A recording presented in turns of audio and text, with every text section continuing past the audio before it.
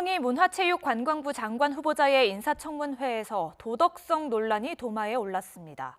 황 의원은 본회의에 불참하고 해외여행을 간 것에 대해서는 고개를 숙였지만 월 생활비 60만 원 논란에 대해서는 오해가 있었다며 적극 반박했습니다. 백종규 기자입니다.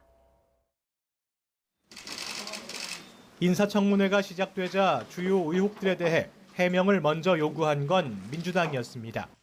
잘못한 건 초반에 인정하게끔 해 황희 문화체육관광부 장관 후보자의 부담을 덜어주겠다는 의도로 보입니다.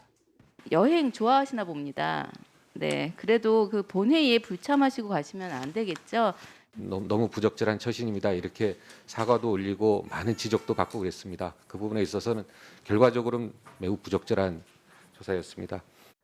다만 해외여행을 떠날 때는 본회의 일정이 잡히지 않았으며 혹시 몰라 당에 알리기도 했다고 설명했습니다. 가장 논란이 된 한 달 가족 생활비 60만 원 사용과 관련해서는 오해가 있었다는 점을 강조하며 적극 해명했습니다. 매년 해외여행을 다니면서 가족 월 생활비가 60만 원이라는 것이 말이 되느냐는 비판에 대해 1년 동안 카드 사용 금액이 720만 원이어서 이 같은 오해가 생긴 것 같다고 설명했습니다. 그다음에 이제 60만 원 관련해서는 저는 60만 원을 이야기한 적이 없습니다. 60만 원이 계산이 됐는데 실제로 따져보면 한 학비 빼고도 한 300만 원 정도 나옵니다.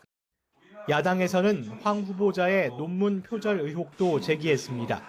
후보자의 박사학위 논문 지도교수가 지난 2017년 국토교통위로부터 발주를 받아 보고서를 작성했는데 같은 시기에 작성된 후보자 논문에 이 내용이 영문으로 직역돼 포함된 점을 문제 삼았습니다.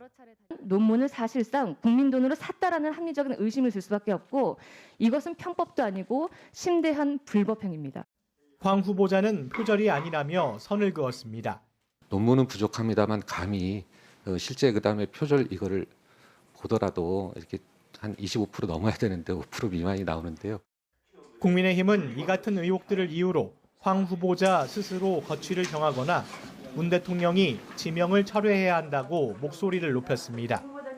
하지만 민주당은 의혹 해명의 기회를 적극적으로 주는 데서 알 수 있듯이 의혹 대부분이 해소되었다며 장관을 맡는 데 전혀 문제가 없다는 입장입니다.